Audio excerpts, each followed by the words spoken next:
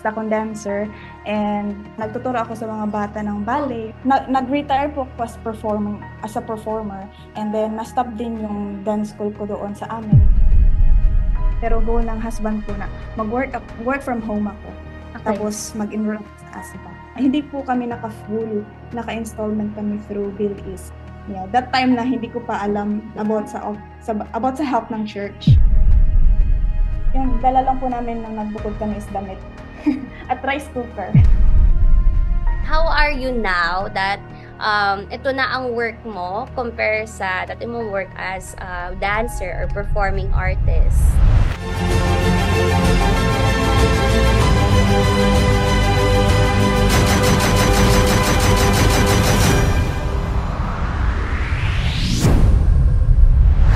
Hi everyone, I am Marian and I'm from Batch 34 Advanced. So before po ako naging Amazon VA, isa po akong performing artist sa condenser. Yeah, for 9 years. Yung source of income ko before is meron akong dance school na nagtuturo ako sa mga bata ng ballet. Yun yung source of income ko before. Yeah, dun sa home city, sa Tacloban. So you are a dance teacher? Yes po. Ang galing ha! I remember when I was young, I also do ballet. Pero ikaw talagang ginawa mo siya as profession and teaching other kids. Tapos naman magiging ballet teacher mo. Bakit nag-decide ka naman mag-try ng ibang work or ng other industry? Actually po, parang decision talaga siya na nag-retire po ako as a performer, and then na-stop din yung dance school ko doon sa amin kasi naglipat ako ng city dito sa Cagayan de Oro kasi nandito yung husband ko. Nag-start yung life namin dito sa Cagayan de Oro. Recently lang, last year, parang August lang. Okay, so nag-change ka pala ng location din. Ako. Hindi ka ba na parang nasad because it's 9 years, diba? And bihirap lang yung may ganong talent na katulad mo. Okay. Nasad. Nasad at saka nami-miss din yung mga dance colleague and then mga students. Pero ganun talaga. Kailangan mag-move forward. Move forward, tama. Kasi diba lilipat kayo ng bagong place. Was it also a phase that you need to look for other... Same din ba nung time na naglulook ka din ng other opportunities of earning? During ng time na nagti-teach ako, yun talaga yung source of income ko. Mm-hmm. Pero I was introduced about freelancing, VA. Yun din yung time na nag-search ako sa YouTube at nalaman ko yung ASBA. Pero yung schedule kasi namin dati medyo hindi kaya na isingit enroll kasi it takes, discipline, diba, to enroll in Amazon Nation para to have success. So, nung nalipat na ako ng Cagayan de Oro City, yun na yung goal namin ng husband ko. It's not just my goal, pero goal ng husband ko na mag-work from home ako. Okay. Tapos mag-enroll ako sa ASBA. Yun talaga yung pinaka-focus namin nung naglipat na ako ng city na maka-enroll ako sa ASBA. Uy, ang galing ha. Super supportive sa'yo nung husband mo. Gusto ka din niya mag-work from home. Diba? Makasama din ikaw and have other opportunities din na magka-earn. So, sino nag-introduce sa'yo ng freelancing? As you've mentioned, nag-introduce sa'yo. Mayroon akong kaibigan na customer service. Sa Upwork, yan. Tapos parang na-curious ako kung ano pa ba yung pwedeng ma-offer. Kasi, syempre, mahina ko sa English. Wala akong corporate, experience. From lang talaga performing. So parang kinakabahan ako kung magpasok ako ng customer service. Pero nag-try din ako na mag-customer service. So nung nag-search ako sa YouTube about work from home, si Miss Nikki B yung nakikita ko. Ang dami niyo. Ang daming success stories. Yes, oo. Sobrang dami. Tapos na-curious ako, ano ba yung Amazon Nation? Ganun. Tapos na-introduce ako about Amazon VA. Na-curious na naman ako kung ano ginagawa ng Amazon VA. So yun po, nag-search ako sa mga skills. And then nung nag-visit ako sa website ng Amazon Nation, nakita ko yung available na mga courses. So, parang, maganda nito. Nagandahan ako. All started sa panunood lang din ng success stories, a lot of research until mapa-enroll ka na. Tama? Okay. And agad ka bang nag-enroll or may mga times ba na pinag-iisipan mo? Or dahil sa kakanood mo ng success stories, nag-enroll ka na kaagad? Hindi po agad-agad. So, nalaman ko yung ASBA year 2022, September. Siyempre, yung, di ba, yung enrollment fee natin, kailangan talaga siyang pag-ipunan, kailangan talaga with faith. With faith ka magbabayad. Tama talaga yan. So, that time, ikakasal kami ng husband ko, October. So, parang, yung ipon namin, reserve namin sa wedding. Kaya nag-agree kami last year, 2023, pag meron talaga kaming income na pwede talagang ma-enroll, nag-enroll kami. Yung pang-enroll ko po is ginamit sa first sahod ng husband ko nang bago lang siya na-hire doon sa government. So, yun yung namin, yun talaga yung first investment namin sa kanyang sweldo. At hindi po kami naka-full, naka-installment kami through BillEast. Yeah, that time na hindi ko pa alam about sa help ng church. Late ko nalaman, sayang.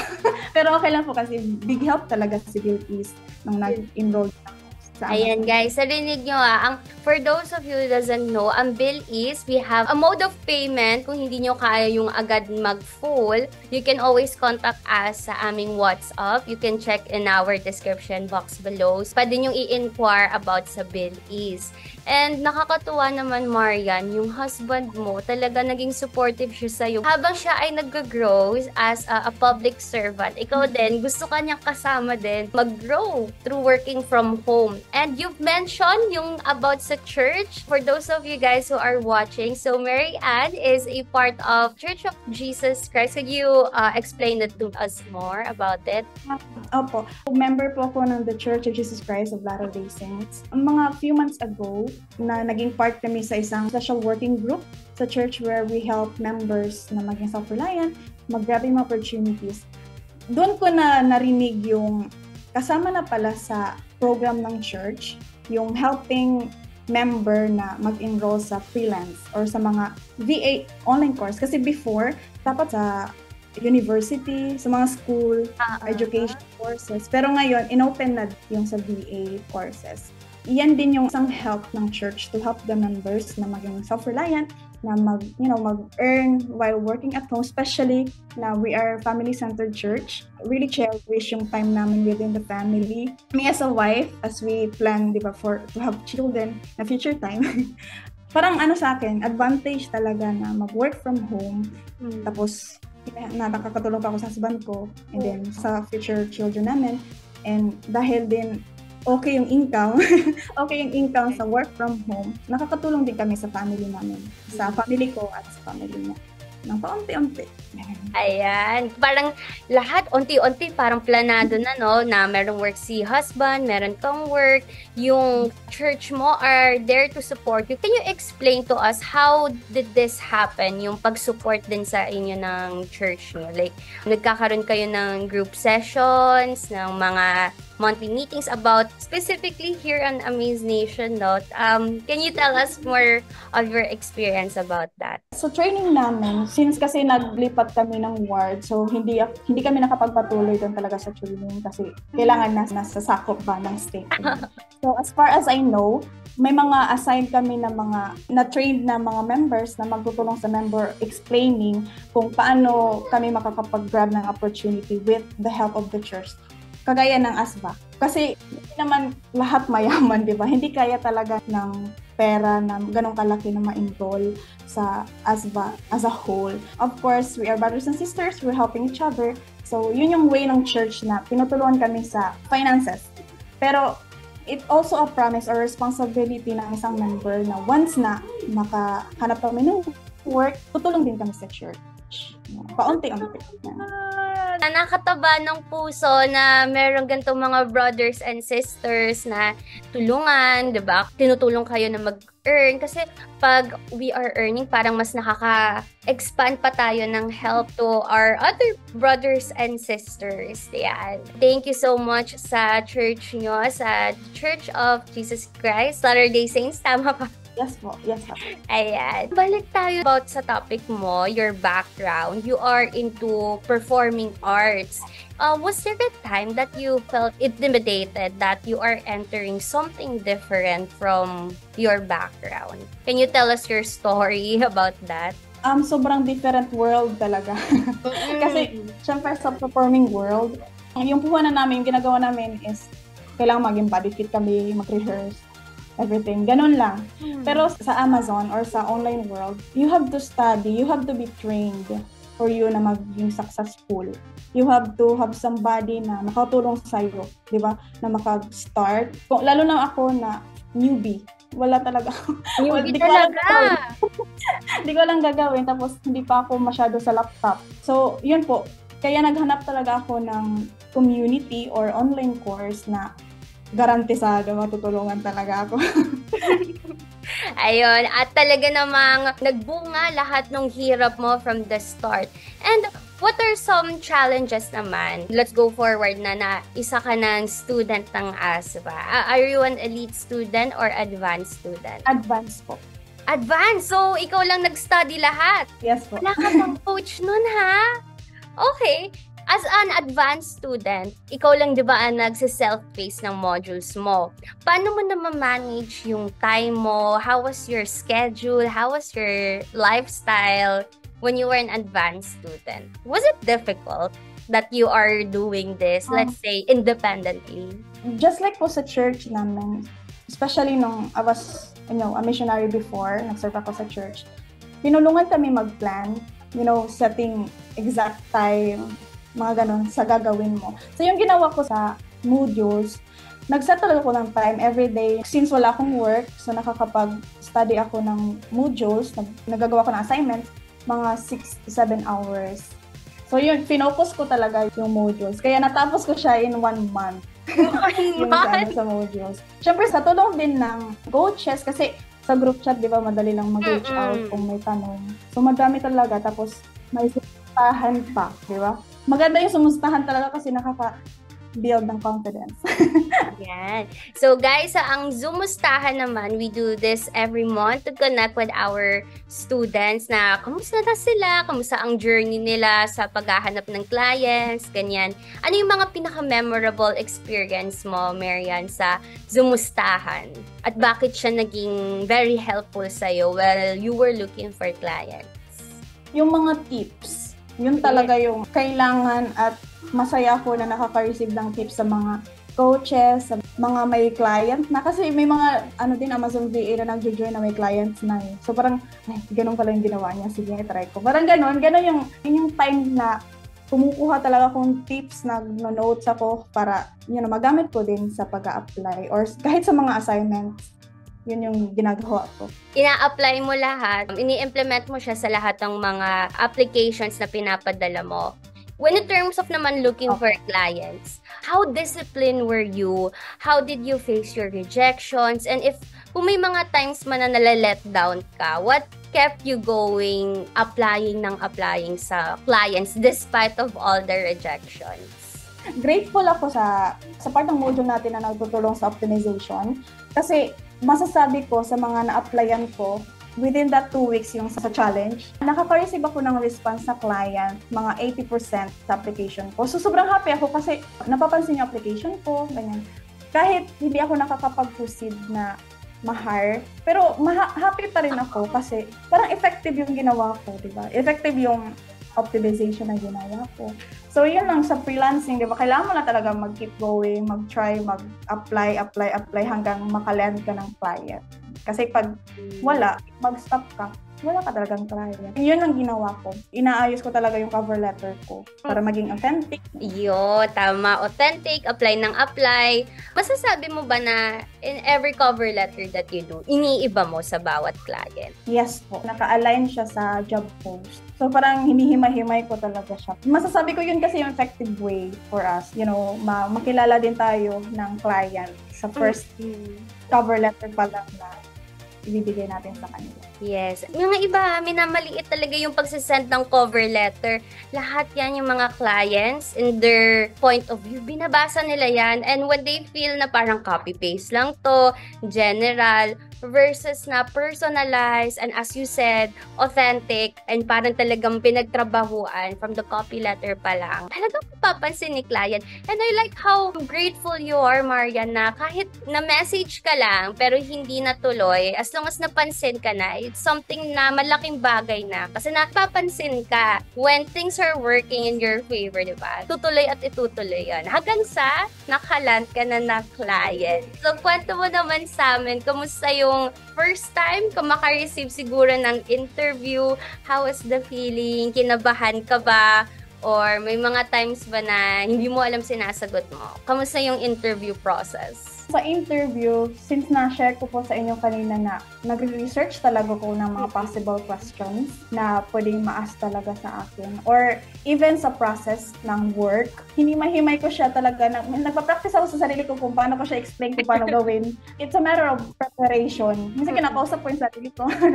Yun po, sa interview, kagaya sa training po natin, di ba? We have to be us. We have to be you. You have to be you. Ganun. Kailangan pa rin talaga ng preparations. Alamin kung paano gawin yung work, diba? Or sa mga part na ma-flex mo kung ano yung pwede mong ma-help sa client para mag-grow yung business niya. Tama. At ano naman ang sinabi mo na paano mo i-help si client?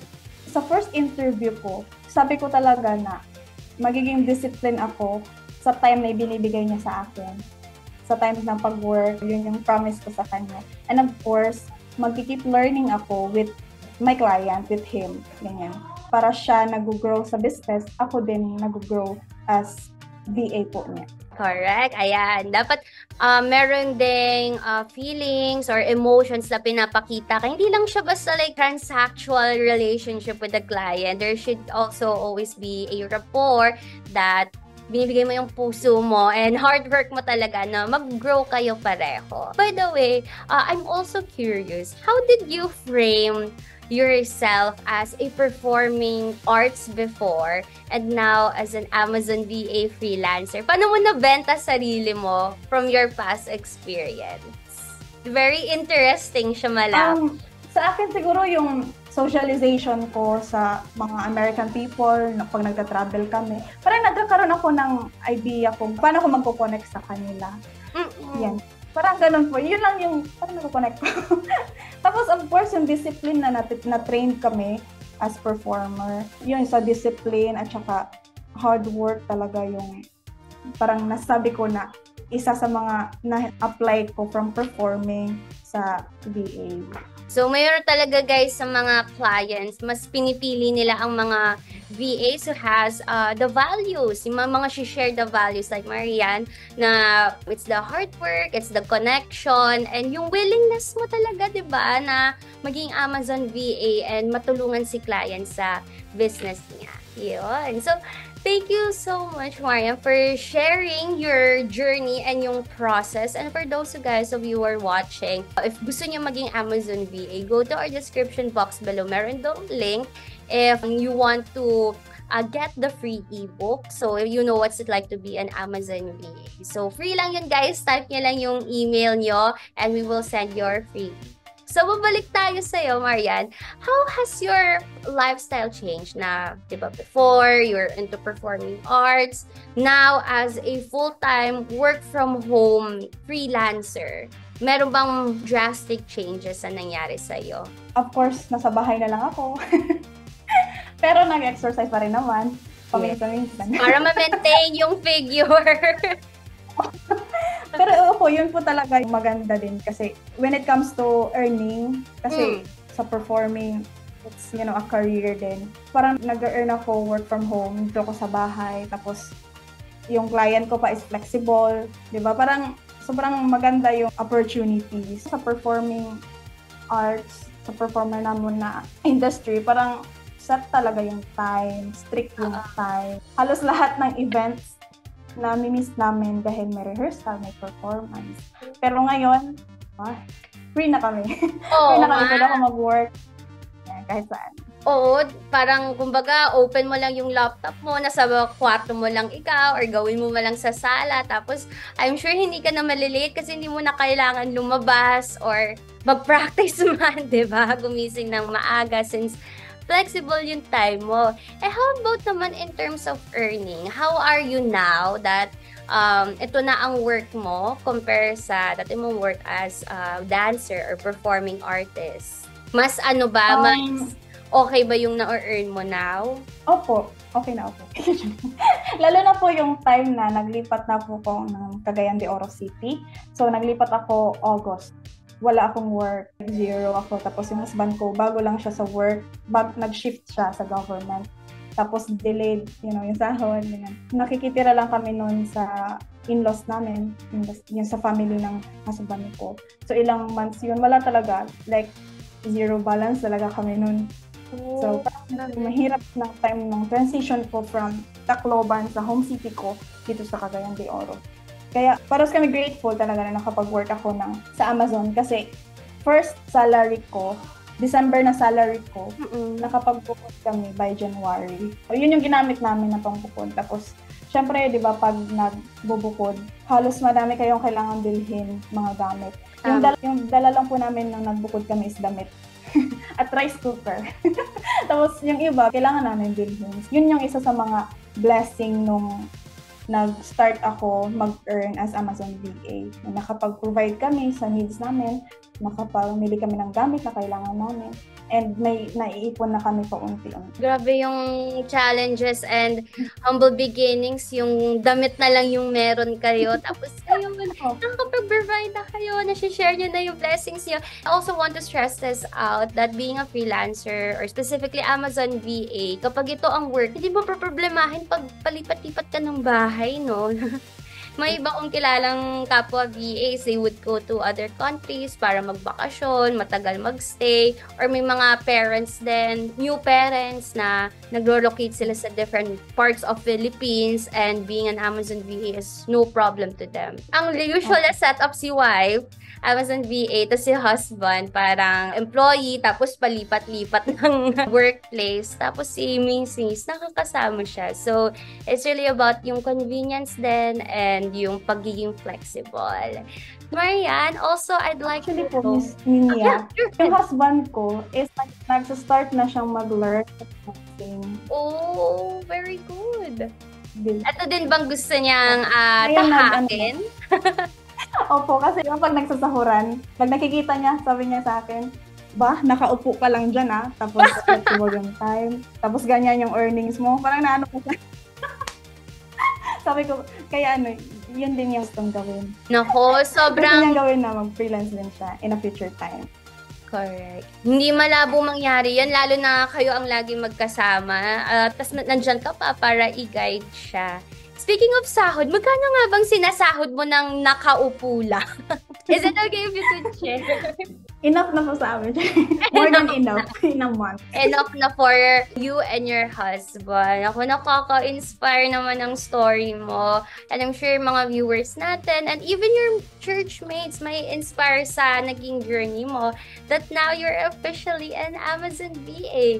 And if you have any message sa mga aspirants na nakaka-face ng rejections or nahihirapan mag-aral ng modules, lalo na ikaw, napaka-great example mo na iba ang background mo, very different. What's your message to our viewers? For those people po na gustong mag-shift sa VA, kahit sobrang iba yung background, huwag lang sila talagang matakot. Pero they have to search about freelancing.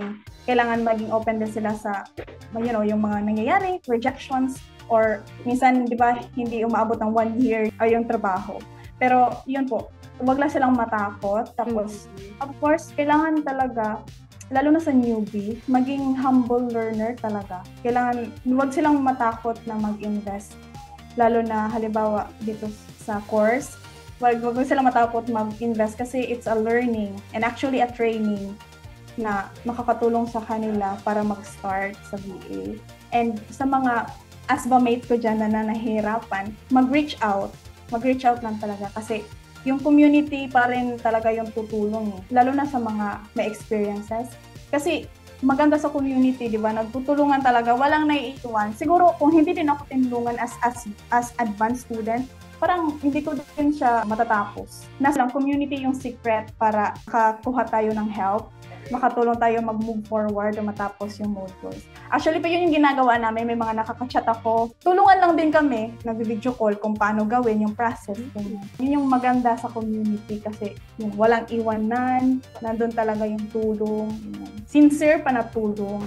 Oh, thank you so much, Marian, for that wonderful message to our viewers.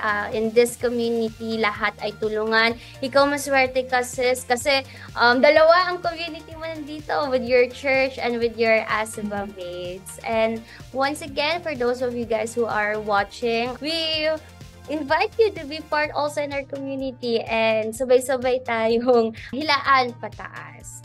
And my last question to you, Marian, is, are you proud to be member of ASVA? Yes. Yes. And thank you so much, guys, for watching. See you next time. Thank you so much for watching this video. If you want to know more about freelancing, follow us on our Facebook, TikTok, LinkedIn, and Instagram page. And if you have any inquiries, just contact the number on your screen. This is your Amaze Nation brand ambassador, Nina, and with Amaze Nation, we provide life-changing learning for extraordinary living. See you next time.